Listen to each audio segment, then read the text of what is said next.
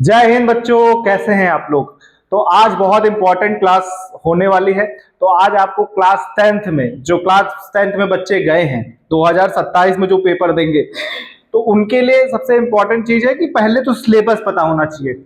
इस सिलेबस में हमारे क्या क्या चैप्टर्स हैं, क्या क्या उनको टॉपिक जो हमें पढ़ने हैं, और कैसे आज पूरा एक तरीके से पूरा प्लान बनाएंगे, स्ट्रेटजी बनाएंगे कि हमें एक साल कैसे अपने आप को बढ़िया ढंग से एकदम इम्प्रूव करना है और एकदम बढ़िया ढंग से एकदम नंबर लाने हैं।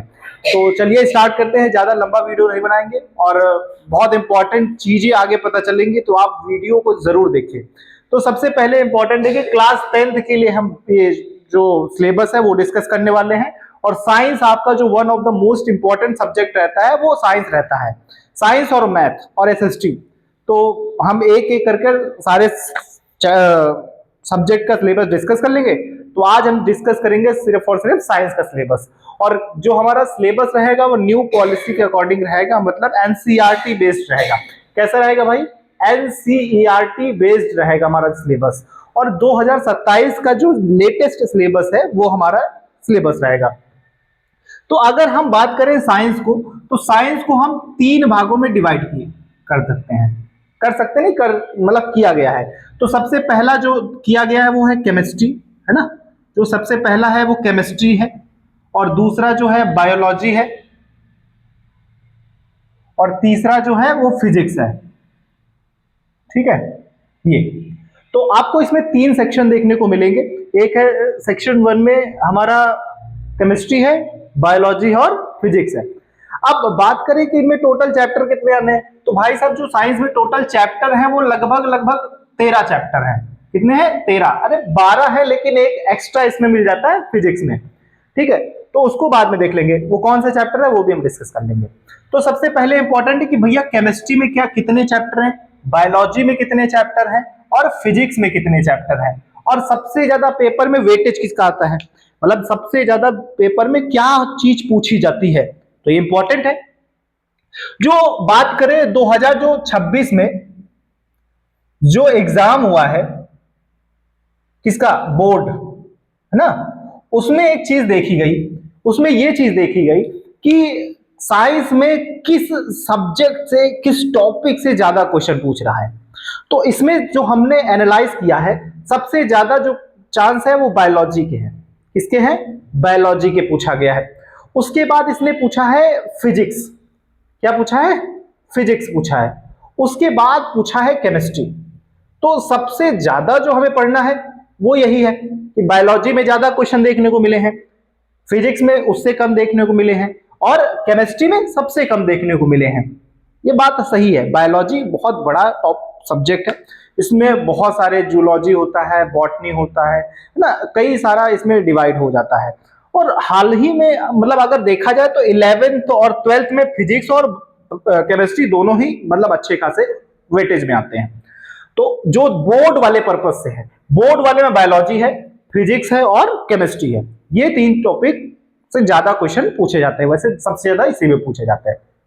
ठीक है, अब बात करेंगे कि भैया इनमें चैप्टर कौन कौन से हैं, चैप्टर के टॉपिक कौन कौन से हमें पढ़ने हैं, किस टॉपिक पे ज्यादा हमें फोकस करना है, किस टॉपिक से क्वेश्चन बन सकते हैं, बनते हैं हर बोर्ड में, मतलब हर एग्जाम में, चाहे वो पीवाईक्यू की एग्जाम पेपर देख लें तो वो क्वेश्चंस रिपीटेड होते हैं। तो आइए उनको समझ लेते हैं कौन कौन से उसमें टॉपिक डिस्कस करते हैं। चलिए, तो सबसे पहले अगर बात करेंगे हम केमिस्ट्री की, किसकी बात करेंगे? केमिस्ट्री की बात करेंगे। केमिस्ट्री में अगर बात करें तो इसमें टोटल जो चैप्टर है बेटा, जो टोटल चैप्टर है वो टोटल चैप्टर कितने हैं? 4 है। कितने चैप्टर है बेटा? 4 चैप्टर है। अब इन 4 चैप्टर में क्या क्या है इसको डिस्कस कर लेते हैं। जो सबसे पहला चैप्टर जो है वो है केमिकल इक्वेशन, है ना, केमिकल इक्वेशन एंड रिएक्शन, ये है। अब इसको हिंदी में बोले तो रासायनिक अभिक्रिया एवं समीकरण लिख सकते हो, ऐसे कोई दिक्कत नहीं, इंग्लिश।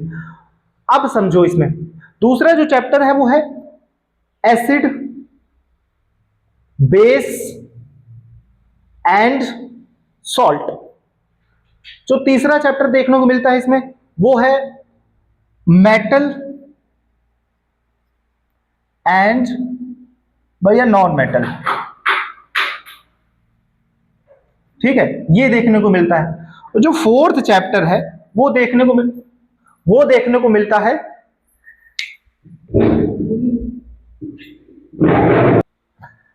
ठीक है।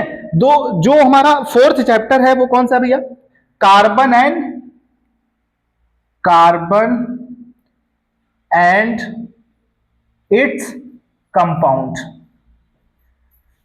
ये चार आपको चैप्टर देखने को मिलेंगे। ठीक है, अब बात करें इनमें से जो चार चैप्टर हैं, इनमें से चारों चैप्टर में क्या सबसे ज्यादा जो इंपॉर्टेंट चैप्टर है वो कौन सा पूछता है? ठीक है, इनको जल्दी से हम डिस्कस कर लेते हैं। ठीक है, तो अब हम बात करेंगे कि भैया इनमें जो चार चैप्टर दिए गए हैं उनमें इंपॉर्टेंट क्या है, कौन से चैप्टर ज्यादा पूछने के चांस हैं। तो जो सबसे ज्यादा क्वेश्चन जो पूछे जाते हैं वो पूछे जाते हैं कि एसिड में पूछ लिया जाता है, और एक मेटल एंड नॉन मेटल में कुछ पूछ लिया जाता है, और एक पूछा जाता है, अगर हम सबसे ज्यादा प्रायोरिटी की बात करें तो सबसे ज्यादा प्रायोरिटी की बात करने में सबसे इंपॉर्टेंट क्या आता है, ये लगभग 90% पूछा जाता है इससे, और इससे लगभग 70% पूछा जाता है, और इससे लगभग 80% पूछा जाता है। ठीक है, और इस वाले चैप्टर से जो फोर्थ वाला जो चैप्टर है उसमें लगभग मैं मान के चलूं एवरेज 65 टू 85 75 तक, है ना, इतना परसेंट ये पूछता है। भैया चार ही चैप्टर है, अब पेपर में इन्हीं चैप्टर से क्वेश्चन पूछेगा, और हर एक सेक्शन से तो कम से कम 20 नंबर तो कंपलसरी है। तो अब इन चारों चैप्टर को अगर मिला लें तो 20 नंबर का, या एक एवरेज माने तो लगभग 23 नंबर का, है ना, 23 नंबर के क्वेश्चंस पूछे जाते हैं। ठीक है, अब बात करेंगे कि बायोलॉजी में कौन कौन से चैप्टर है ना, इनको जल्दी से हम डिस्कस कर लिए। अब इसको हम बायोलॉजी की तरफ चलते हैं। अब अगर डिटेल में इसको देखना है कि भैया कौन से इंपॉर्टेंट टॉपिक्स हैं तो उनको भी हम डिस्कस कर लेंगे। अभी पहले हम चैप्टर डिस्कस कर लेते हैं। ठीक है, चलिए, तो अब हम बात करेंगे बायोलॉजी की। जो बायोलॉजी है उसमें इंपॉर्टेंट जो टॉपिक्स आते हैं वो कितने चैप्टर हैं? चार इसमें भी चैप्टर है। कितने चैप्टर है भाई? चार चैप्टर है। सबसे पहला चैप्टर कौन सा है? सबसे पहला चैप्टर बता सकते हो कौन सा है? बताओ, सबसे पहला चैप्टर कौन सा है? ठीक है, तो सबसे जो पहला चैप्टर है वो है लाइफ प्रोसेस। क्या है भैया? लाइफ प्रोसेस है। इसको हिंदी में बोले तो जैव प्रक्रम है। ठीक है, दूसरा जो चैप्टर है वो control and coordination. Control and coordination, है ना। और जो तीसरा चैप्टर है वो रिप्रोडक्शन है, एक तरीके से हाउ टू रिप्रोड्यूस पे है पूरा चैप्टर। समझ में आ रहा है कि नहीं आ रहा है? और जो चौथा चैप्टर है वो हेरिडिटी है। हेरिडिटी, अच्छा दिख रहा है ना सभी को? एक मिनट को, यस, क्लियर है। तो भाई इन चार चैप्टर है, और इन चार चैप्टर में लगभग 25 से 27 नंबर मार्क्स के क्वेश्चन पूछे जाते हैं। मार्क्स के क्वेश्चन पूछे जाते हैं, सबसे ज्यादा इसी बायोलॉजी से पूछा जाता है। और सबसे ज्यादा बायोलॉजी में क्या पूछा जाता है इन चैप्टर में से? तो सबसे ज्यादा इंपॉर्टेंट कौन सा है? 90% ये है और 90% ये है। इन दो चैप्टर से 90% पूछा जाता है, मतलब 100 में 90% चांस इसी में से क्वेश्चन बनते हैं, और लगभग 80% इसमें बन जाते हैं, और कुछ बाकी इसमें बन जाते हैं। अब समझो, पहला इन दो चैप्टर में अच्छे से इसको पढ़ना है, उसके बाद इसको अच्छे से पढ़ लेना है, और फिर हेरिडिटी को अच्छे से पढ़ लेना। ज्यादा कोई क्वेश्चन इसमें, मतलब अगर मान के चलें तो 15 जो मार्क्स होंगे वो इन्हीं दोनों चैप्टर से मिलेंगे, है ना। और जो 5 मार्क्स होंगे, 5 से 7 मार्क्स होंगे, वो इन्हीं दोनों एक चैप्टर से मिलेगा, और जो बाकी अदर होंगे वो इस चैप्टर से मिल जाएगा। तो बात समझ में आ रही कि नहीं आ रही? तो ये चीज हो गई इसमें। अब बात करेंगे किसकी? अब किसकी बात करेंगे? अब बात करेंगे फिजिक्स की। ठीक है, फिजिक्स की बात कर लेते हैं। तो अगर मैं फिजिक्स की बात करें तो फिजिक्स सबको डिफिकल्ट लगता है भी डिफिकल्ट, लेकिन ऐसी बात नहीं, अगर पढ़ाया जाए तो सब सिंपल है। तो अगर मैं फिजिक्स की बात करूं, भौतिक विज्ञान की बात करूं, तो इसमें भी कितने चैप्टर देखने को मिलते हैं? मेन 4 चैप्टर देखने को मिलते हैं। कौन कौन सा है? एक हो गया लाइट। एक कौन सा हो गया? लाइट। लाइट में भैया रिफ्लेक्शन आपको पढ़ना है ना? रिफ्लेक्शन, रिफ्रैक्शन पहले, अच्छा चलो रिफ्लेक्शन कर लो पहले। रिफ्लेक्शन आपको पढ़ना है एंड रिफ्रैक्शन पढ़ना है ना? ये दोनों टॉपिक आपको अच्छे से पढ़ाए जाएंगे। तो दूसरा है वो ह्यूमन आई पढ़ना है ना? ह्यूमन आई पढ़ना है। और जो तीसरा चैप्टर है वो इलेक्ट्रिसिटी पढ़ना है, इलेक्ट्रिसिटी। और जो चौथा चैप्टर है वो है कौन सा? मैग्नेट के बारे में पढ़ना है, मैग्नेटिक इफेक्ट, है ना? इफेक्ट करंट में, है ना? करंट के पर्पज से पढ़ना है। और जो बात की थी ना मैंने कि जो फिजिक्स में एक एक्स्ट्रा चैप्टर आ जाता है, वो कौन सा है? वो है हमारा जो एक एक्स्ट्रा जो चैप्टर आ जाता है, इसको हम बात करें, वो है आवर एनवायरमेंट। कौन सा है? एनवायरमेंट। इससे भी क्वेश्चन पूछ लेता है, लेकिन जो आपको बहुत इंपॉर्टेंट टॉपिक, यानी बहुत इंपॉर्टेंट हमें फोकस करना है, वो लाइट पे करना है, ह्यूमन आई पे करना है, इलेक्ट्रिसिटी पे करना है, मैग्नेटिक इफेक्ट पे करना है। अब बात करें कि जो फिजिक्स है वो एक तरीके से न्यूमेरिकली बहुत ज्यादा आता है इसमें। तो न्यूमेरिकली अगर देखा जाए तो न्यूमेरिकली 2 चैप्टर से ज्यादा पूछता है। एक हो गया लाइट से, इससे न्यूमेरिकल 110% आना है, और एक पूछता है इलेक्ट्रिसिटी से, इससे 110% आते हैं न्यूमेरिकल।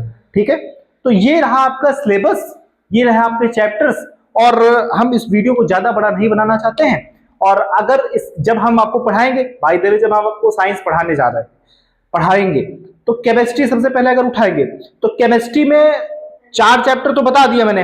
अब इन 4 चैप्टर के अंदर मैंने चैप्टर 1 लिया। फॉर एग्जाम्पल मैं फिजिक्स पढ़ा रहा हूं, फिजिक्स में मैंने चारों चैप्टर के नाम लिखा दिए। अब चारों चैप्टर में मैंने कहा कि भाई लाइट से स्टार्ट करते हैं, चैप्टर 1 से स्टार्ट करते हैं।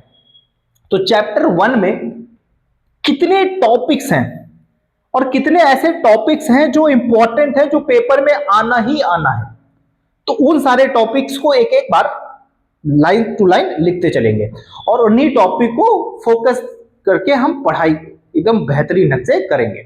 तो इसी तरीके से हम सारे, मान के चलो आप भी सारे टॉपिक लिखा देना, तो वो जब बहुत बड़ा वीडियो बन जाएगा। और हम जब पढ़ाएंगे तो आपको टॉपिक बाय एक चैप्टर किया मैंने, एक चैप्टर करने के बाद मैंने उसी के क्या कर दिए, सब टॉपिक्स लिख दिए, सब टॉपिक्स, उसमें क्या क्या पढ़ना है, क्या क्या नहीं पढ़ना है। तो आई होप आपको सारा सिलेबस पता चल गया होगा। और कुल मिला के हमारे पास जो चैप्टर्स हैं वो 12 से 13 चैप्टर्स हैं, और 12 से 13 चैप्टर्स जो हैं वो हमें 12 महीने में पढ़ने हैं। 12 महीने की बात करें तो हर एक चैप्टर को अगर हम डिटेल में बात करेंगे तो हर एक चैप्टर के लिए लमसम 25 से 30 दिन का समय है ना? अगर हम एक चैप्टर को 1 महीना भी चलाते हैं तो 12 महीने में खत्म हो जाएगा, और उससे पहले ही खत्म हो जाता है। बट हमें एक ऐसा काम करना है कि रेगुलर हमें क्लास करनी है और रेगुलर हमें याद करते रहना है। और जो, अब मान के चलिए कि हमने कोई भी चैप्टर को हमने पढ़ा दिया है ना, कोई भी चैप्टर हमने डिस्कस कर लिया, मान के चलते हैं मेरे पास जो चैप्टर है वो है एसिड बेस एंड सॉल्ट, है ना? Acid base and salt. अब इस चैप्टर को मैंने लगभग मैं 10 दिन में पढ़ा दिया। मैंने इसको मैंने कितने दिन में पढ़ाया? 10 दिन में पढ़ाया। और 10 दिन के बाद जब मैं इसको टेस्ट लूंगा तो इस टेस्ट में सारे टॉपिक्स क्या होंगे? कवर हो जाएंगे। और जब सारे टॉपिक्स कवर्ड हो गए तो ये चैप्टर हो जाएगा कंप्लीट। और इस चैप्टर से जब कंप्लीट हो जाएगा तो बस इसे हमें क्या करना है? रिवीजन करना है। बस क्या करना है? रिवीजन करना है। समझ में आ रहा है कि नहीं आ रहा है? ये हमें करते रहना है और हमें कंसिस्टेंसी बना के रखना है ना? कंसिस्टेंसी बना के रखना एकदम, है ना? और उसके साथ हमें क्या करना है? हार्ड वर्क करना है। क्या करना है? हार्ड वर्क करना है। अब ये सारी जो क्लासेस हैं ये आपको यूट्यूब पे फ्री मिलेंगे। ठीक है, तो उसके लिए क्या करना पड़ेगा, आपको शिवकुल स्टडीज को सब्सक्राइब करना पड़ेगा। क्या करना पड़ेगा भाई साहब, आपको शिवकुल स्टडीज को सब्सक्राइब करना पड़ेगा। और शिवकुल स्टडीज को जब सब्सक्राइब कर लेंगे तो यहीं पे आपको क्या मिलेंगे, सारी यूट्यूब में क्लासेस मिलेंगे। तो ये चीजें आपको करनी है। समझ में आ रहा है कि नहीं आ रहा है? तो आई होप आपको वीडियो अच्छा लगा होगा और जल्द ही आपकी क्लासेस शुरू हो जाएंगी। ठीक है, मिलते हैं जल्दी। जय हिंद सभी बच्चों को।